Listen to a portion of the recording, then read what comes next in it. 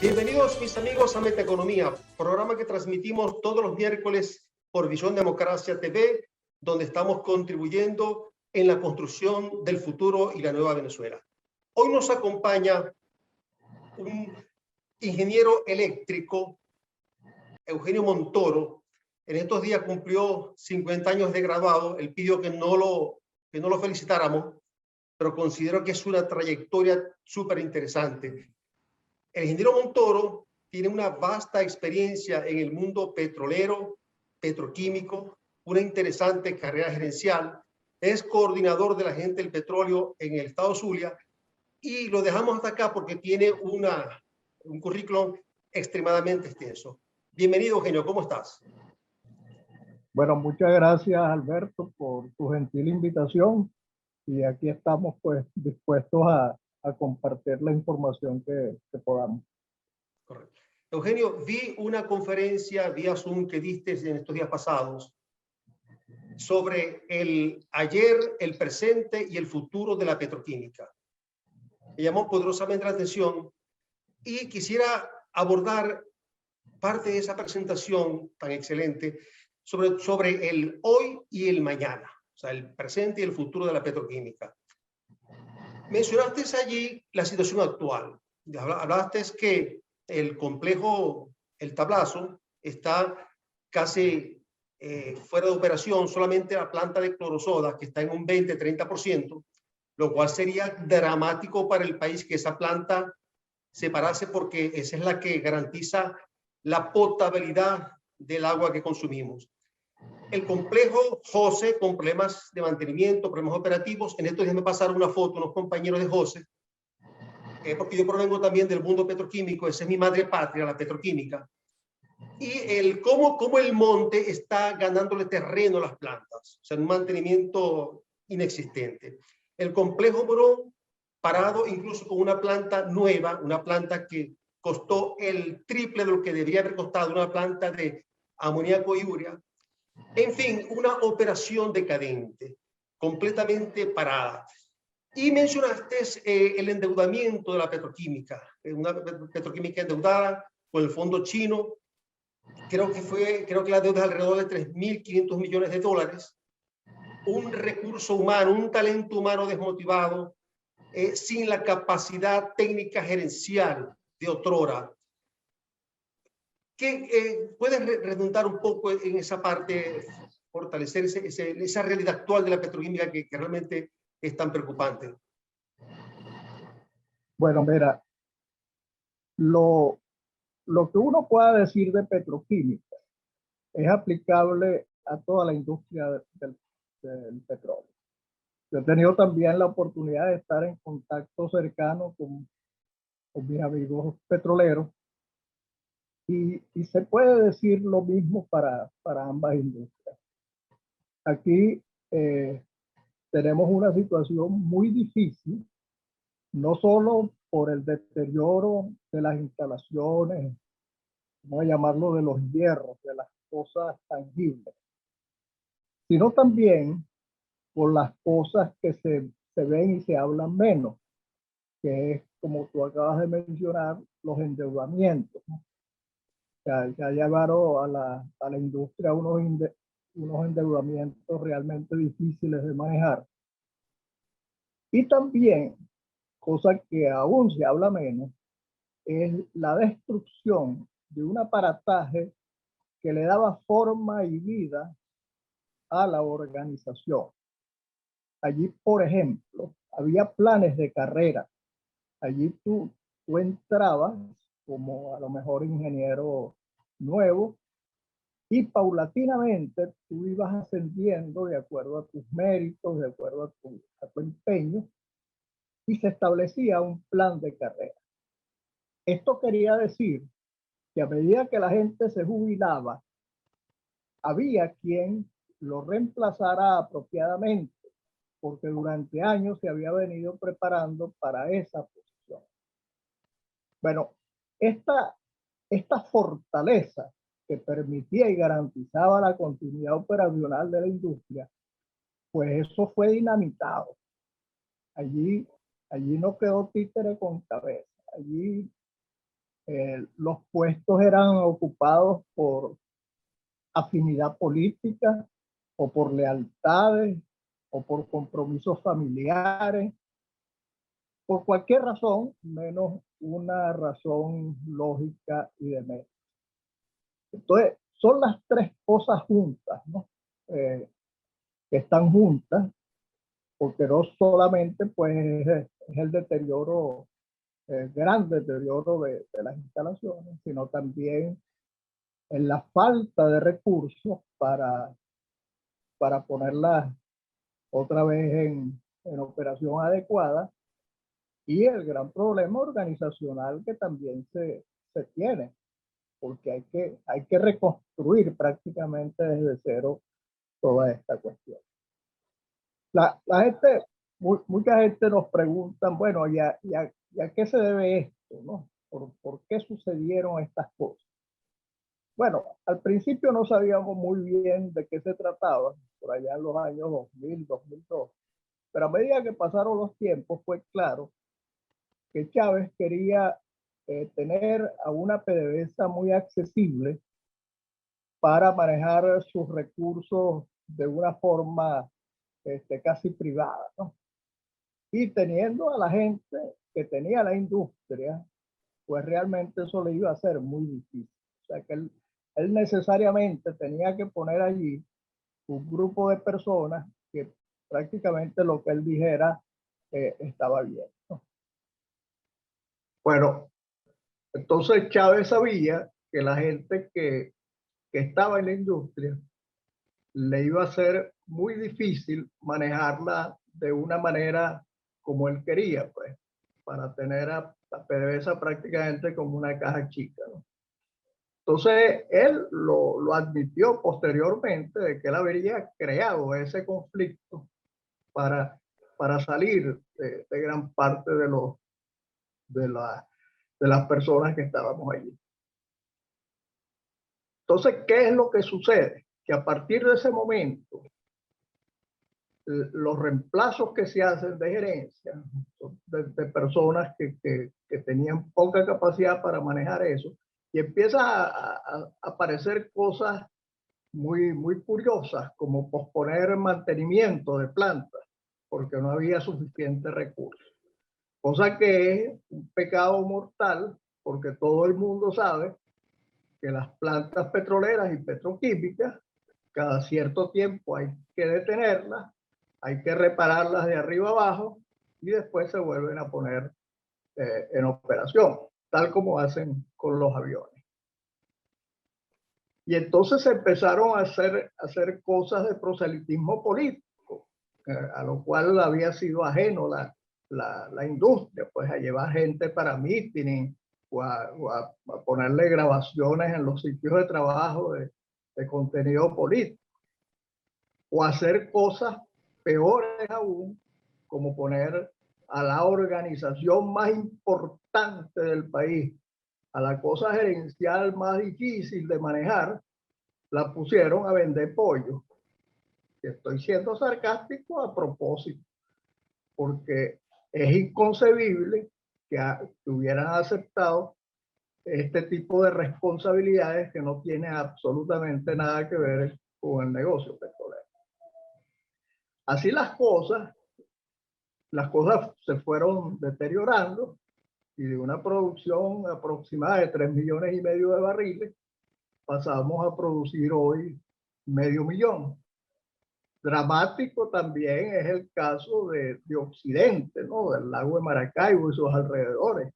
Aquí se producía 1,300,000 barriles por día, y hoy se están produciendo 40,000. Es casi decir, aquí no se está produciendo absolutamente nada. Entonces, este tipo de cosas es lo que representa la situación actual. El punto es, entonces, si esto es lo que tenemos, tanto para la industria petrolera como para la petroquímica, agravado, como tú decías al principio, de que la situación financiera es muy difícil, y con el agravante de que a todas las industrias con huella de carbono, que es el caso de las petroleras y petroquímicas, los préstamos internacionales prácticamente están paralizados. Entonces, la situación tiene una complejidad mucho más allá de las reparaciones exclusivamente. Hay un problema financiero duro y también una reconstrucción organizacional sin precedentes. Sí, Eugenio, vamos a hacer una pausa de un minuto y regresamos. Y quiero profundizar un poco en el tema del talento humano.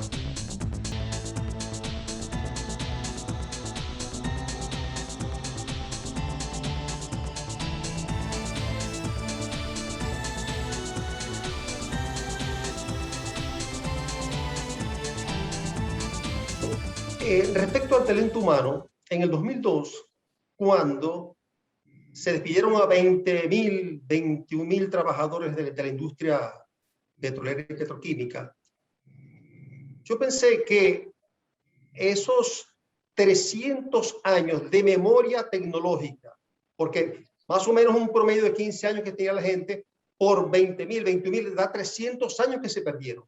Yo pensé que la industria en los próximos 2, 3 años iba a recuperar eso. ¿Por qué? Porque tenía que contratar nueva gente, que es lo lógico, y darle la formación adecuada de acuerdo con las competencias requeridas por los cargos que la gente iba a ocupar. Eso no se hizo. O sea, el recurso humano que entró no tenía las competencias suficientes para encargarse de una industria tan compleja como la industria petroquímica o la industria petrolera. Eso fue fundamental. O sea, no se le dio la capacitación y todo fue cursos de marxismo, de socialismo, cursos antiimperialismo. O sea, eso fue la formación que se dio porque lo viví. Yo me fui de la petroquímica en el 2002, no por causa del paro, sino por otras razones, que me dediqué a la consultoría. Estuve 4 años fuera y luego regresé en el 2006 para encargarme de la reconstrucción de los sistemas de gestión de la calidad. Y estuve hasta el 2010, donde ya no pude continuar. Sin embargo, la petroquímica de esa época había cierto profesionalismo, pero ya estaba la política inmiscuida en los huesos de la industria. Eso fue básicamente el problema de que no se pudo recuperar la gente valiosa, la gente excelente que fue vilmente echada de la industria. Bueno, tú has hecho un muy buen punto aquí, porque muchos de mis amigos, muchas personas, pues, piensan que con esa especie de botazón que hizo Chávez de los 20.000 y pico empleados del mayor nivel, pues, que tenía la industria, se explicaba el por qué las cosas habían venido a menos. Era así como ese cuento que uno puede decir y dice, bueno, si a un dueño de una aerolínea se le ponen en huelga los pilotos, entonces él decide votar a todos los pilotos y quiere después conservar volver a operación de su aerolínea, ¿qué es lo que hace? Pues contrata nuevos pilotos, eso se cae de Maduro. Pero bueno, eso no sucedió. Pusieron gente que no sabía pilotear aviones. Y entonces la industria se ha venido paulatinamente bajando en su nivel y cayéndose los aviones por todas partes, ¿no? Esa es realmente la esencia de lo que pasó. El decir que fue a consecuencia de que nos votaron a nosotros es una verdad media, porque había en el mercado mundial gente con igual o hasta mejor capacidad de la que teníamos nosotros. Pero tú tenías como gobierno y como gerente de alto nivel tener la humildad y la capacidad como para entender eso. O sea, el problema no fue la votación, el problema fue tu falta de visión para reemplazar a esa gente. Entonces, Algunos dicen que fue hasta a propósito, que una vez oyeron a Fidel Castro decir, no, pues, Venezuela le están ingresando demasiados reales, con 10.000 millones al año tiene suficiente. Entonces mucha gente especula que dice que bueno, que eso fue algo a propósito para disminuirlo. A mí me cuesta mucho creer eso, ¿no? Y más ahora cuando tú lo ves apurado, tratando de poner una refinería en servicio o tratando de aumentar la producción para paliar el gravísimo problema que tenemos en el país por todas partes. Pues no es solo la industria petrolera, que estamos hablando de eso, pero tú te metes en el sector educativo, que recientemente oí una charla sobre eso, y casi que puedo decir que el sector educativo está peor que la industria petrolera. O el sector salud, eso para los pelos. O sea, nosotros tenemos un país así como bombardeado, chico, por todas partes. En su parte material, parte física, en su infraestructura física, pero chico, desbaratado también en el resto de las cosas que hace funcionar bien a una sociedad. Tenemos unas leyes que hay que cambiar, por lo menos la ley petroquímica, para entrar un poco ya en el futuro.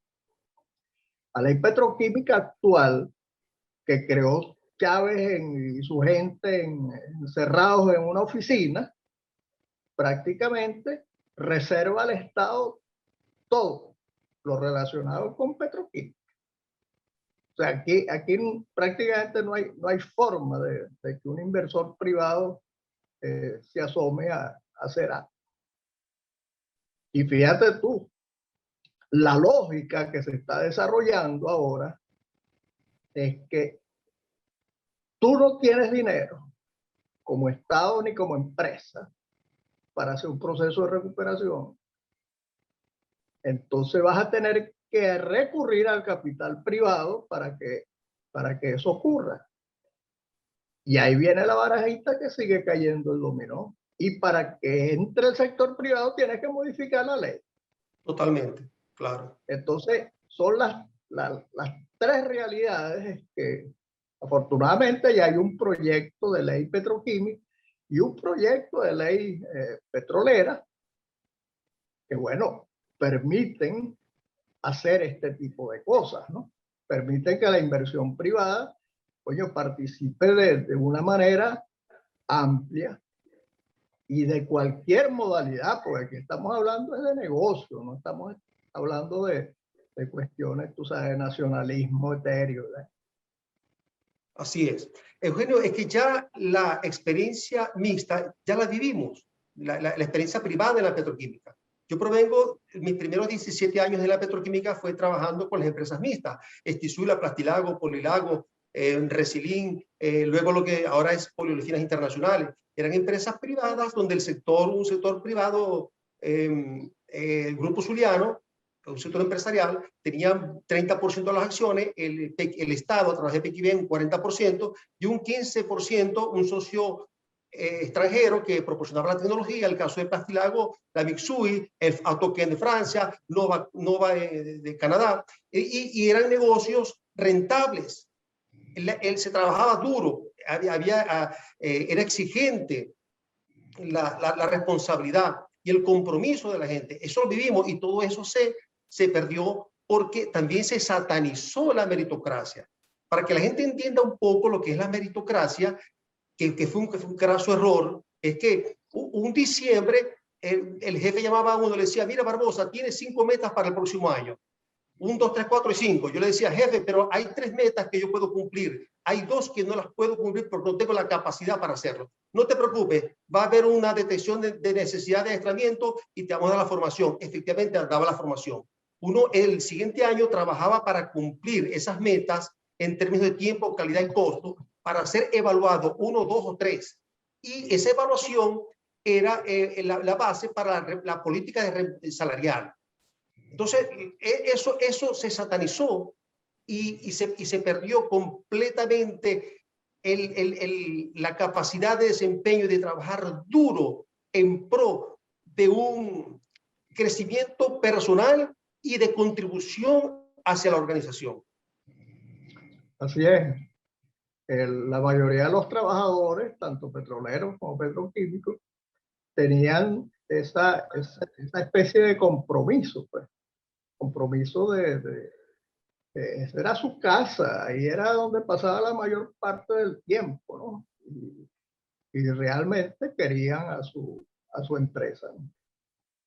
Pero también has mencionado algo al que me gustaría referirme, que es de que efectivamente en la petroquímica, la parte privada es también añeja, hay mucho de experiencia en esto. Y quizá la petroquímica ha tenido la audacia de hacer cosas también diferentes en muchos aspectos. Fíjate, por ejemplo, el complejo Morón, que es un complejo dedicado a la producción de fertilizantes para el mercado nacional, desde que se inauguró en 1956, se vio como una instalación que iba a funcionar a pérdida. Era un centro de costo, porque los fertilizantes iban a ser subsidiados por el gobierno. Y así permaneció durante décadas, ¿no? Pero alrededor de 1995 nos empezamos a preguntar si eso debería seguir siendo de esa manera, o si no había forma de que eso, en vez de un centro de costo, se convirtiera en un centro de ganancia. Y formamos un equipo para analizar bien el qué estaba pasando. Bueno, a ver, la parte gruesa era el subsidio de los fertilizantes, pero ¿qué cosas se podían hacer para poner las finanzas en azul? Y bueno, ahí salieron cosas muy importantes. Una de ellas es que era necesario separar al complejo de su parentesco con PDVSA, porque eso le recargaba la estructura organizacional fuertemente, ¿no? Había espejos corporativos que tú reproducías, ¿no? Cosa que en las empresas mixtas, en las empresas privadas, pues no existía.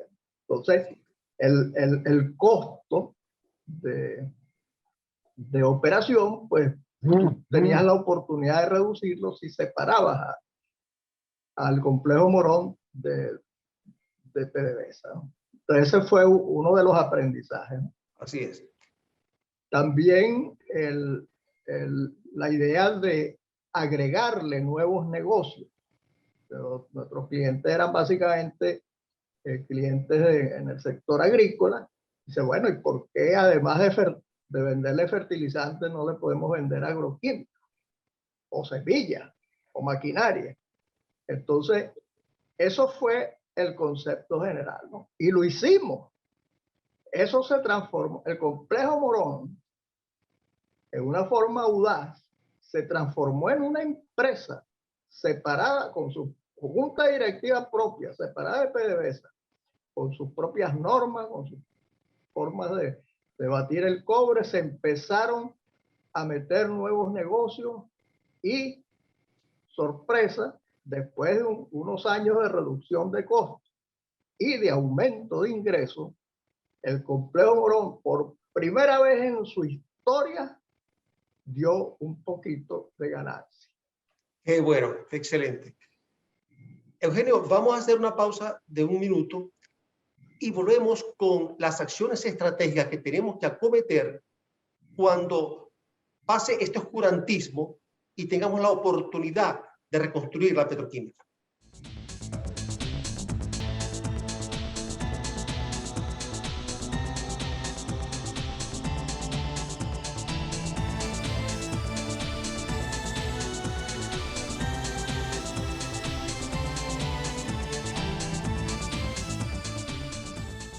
Eugenio, siento que hay luz en el túnel, que vamos a finiquitar esta etapa de oscurantismo político en el país. Y gente como nosotros, que dedicamos gran parte de nuestra vida profesional a la industria, creemos que tenemos una responsabilidad en la reconstrucción, por la experiencia ganada, por todas las circunstancias bien conocidas. ¿Cuáles serían esas acciones estratégicas para recuperar la industria petroquímica en un lapso más o menos mediano plazo? Sí. Bueno, fíjate, esa inquietud de sentir la responsabilidad de que tú tienes que hacer algo para contribuir a la recuperación de tu país, no solo de tu industria, sino de tu país, también la hemos sentido muchas personas, ¿no? Y desde hace años hemos venido reuniéndonos en diversos sitios, pues. La gente que está en José, la gente que está en Morón, la gente que está en el Tablazo, para hablar de este tema, de qué debemos hacer en los primeros tiempos para recuperar, pues, a Pequibén y la industria. Y hemos escrito bastante sobre los detalles, las cosas que tenemos. Pero hay como dos etapas, ¿no?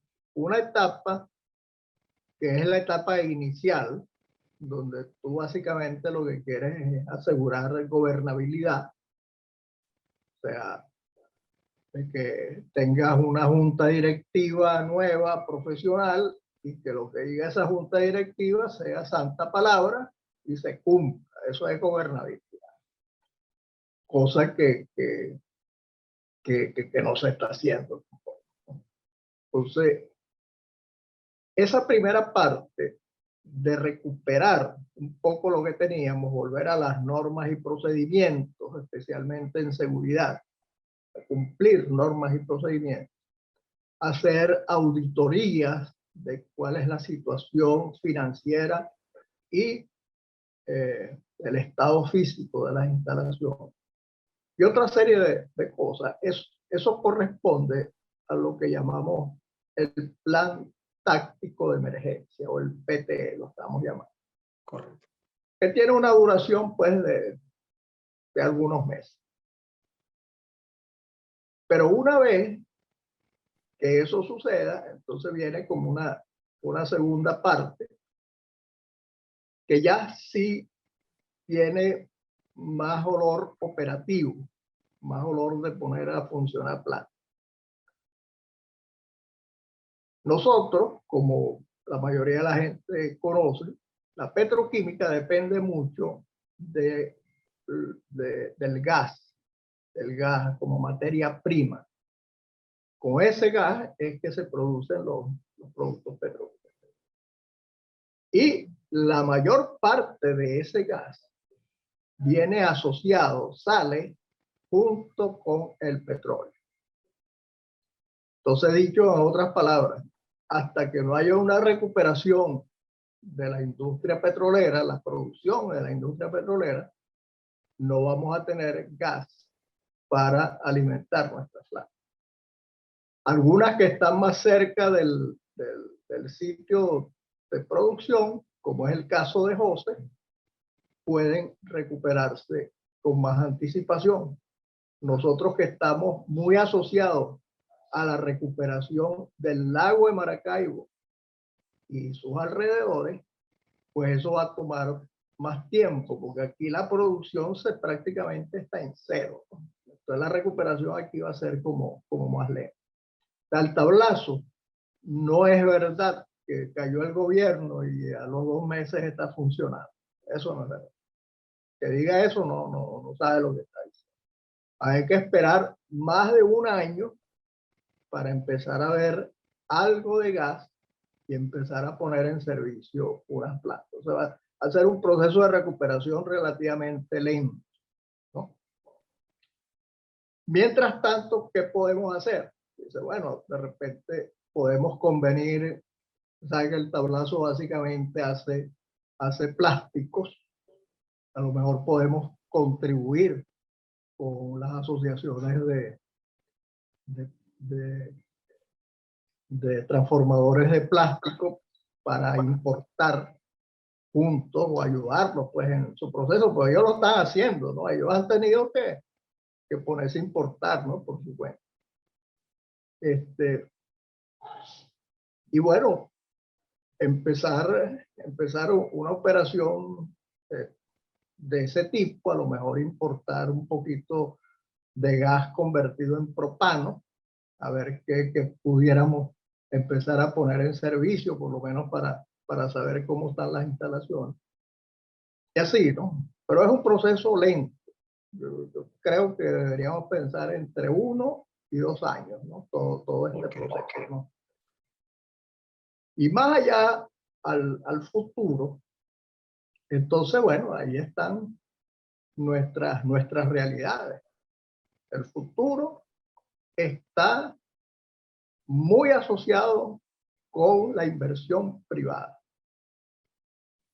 Ese pasado que el Estado tenía unos dineros y entonces dice, bueno, vamos a hacer una empresa mixta con fulano y sultano, o hacemos una planta nosotros por nuestra cuenta. Bueno, esa es historia pasada.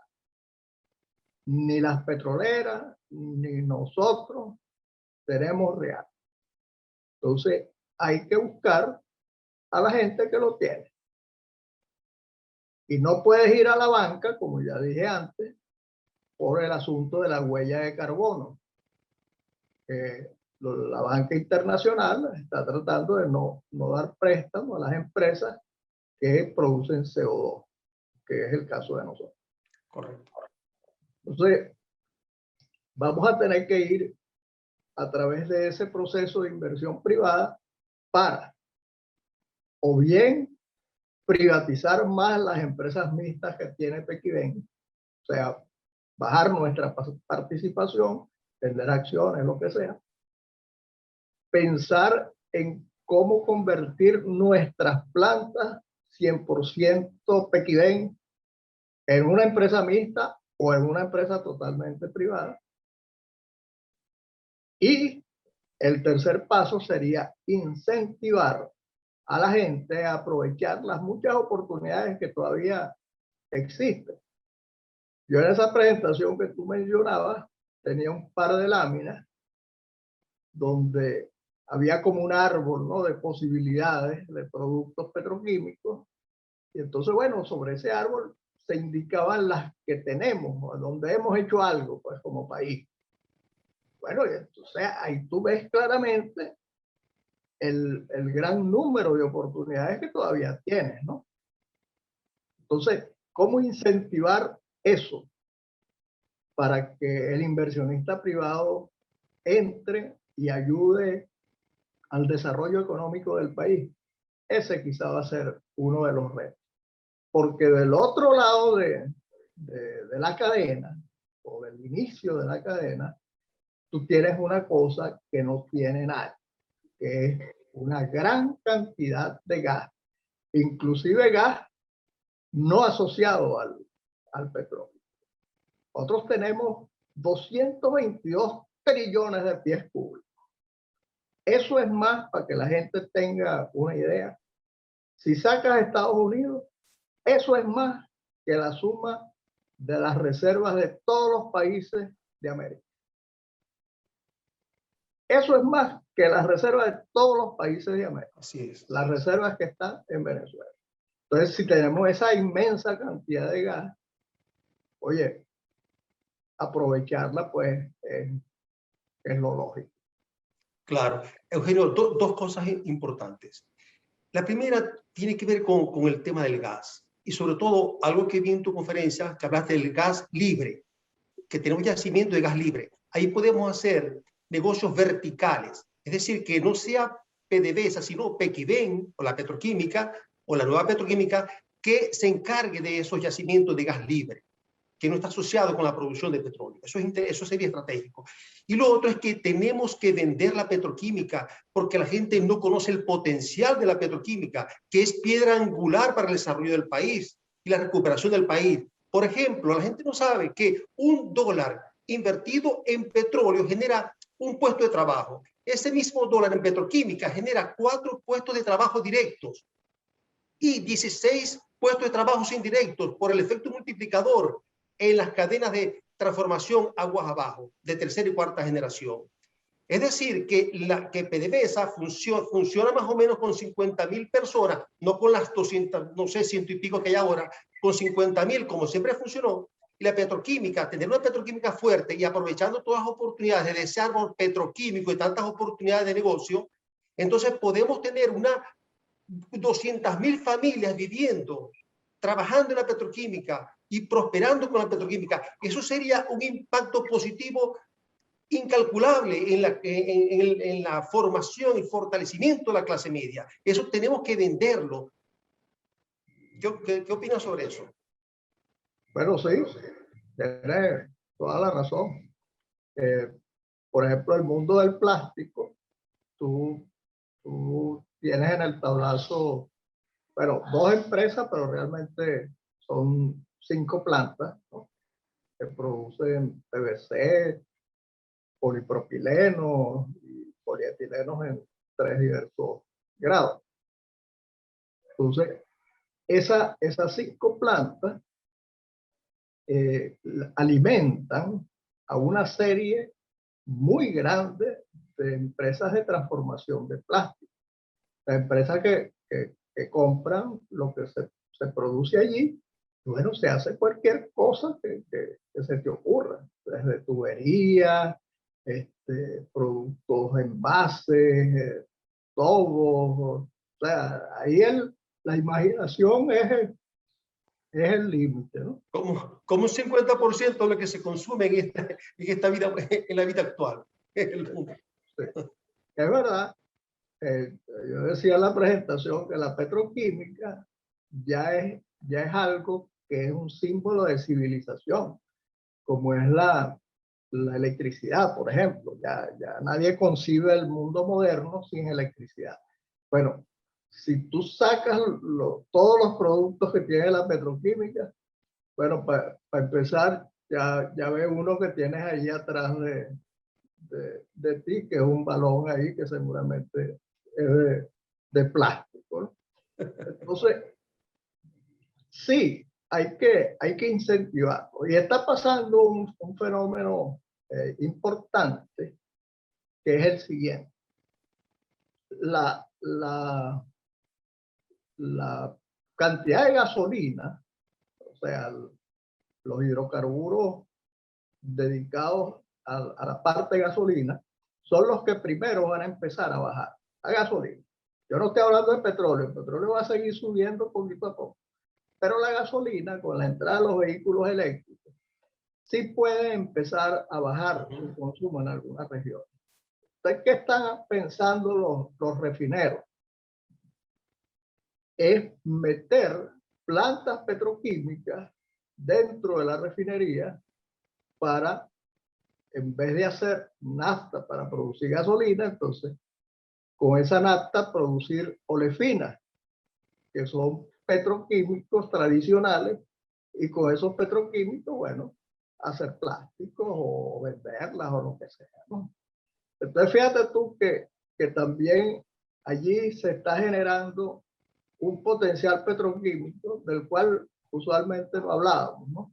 Y siempre poníamos así como una línea divisoria entre, bueno, aquí está la refinería y aquí está el gas y de aquí para adelante es la petroquímica. Bueno, eso puede cambiar. La integración vertical que tú mencionas, de que la misma industria petroquímica agarre y saque el gas como una empresa única, eso es factible, eso se hace. Entonces, ¿cómo incentivar para que eso ocurra, para que el inversionista privado se vea atraído por esas cuestiones? Ese es nuestro reto.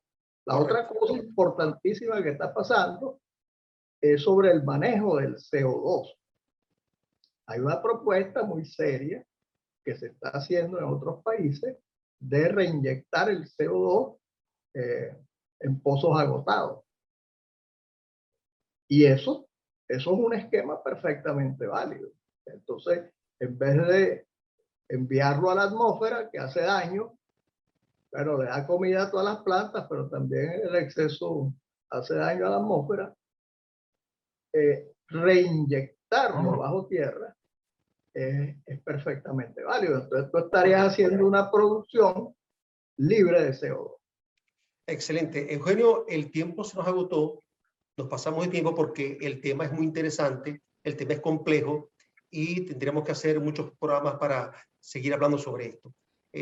Cuando vi tu conferencia, me gustó mucho el tema del árbol petroquímico, que son todas las oportunidades de negocio que tenemos, y llegué a una conclusión, que si nos sacan todos los productos petroquímicos con los cuales convivimos en este mundo, quedamos en la Edad Media, más o menos, como el siglo XVI. Eugenio, un abrazo, gracias por compartir con nosotros. Estás cordialmente invitado para otros programas para seguir hablando sobre este tema. Entonces, mis amigos, los esperamos nuevamente en Metaeconomía por Visión Democracia TV, donde pueden ver, hay talento para reconstruir el futuro. Abrazos. CENADI, Centro Alternativo de Desarrollo Integral, donde prestamos servicios financieros a microempresarios y emprendedores.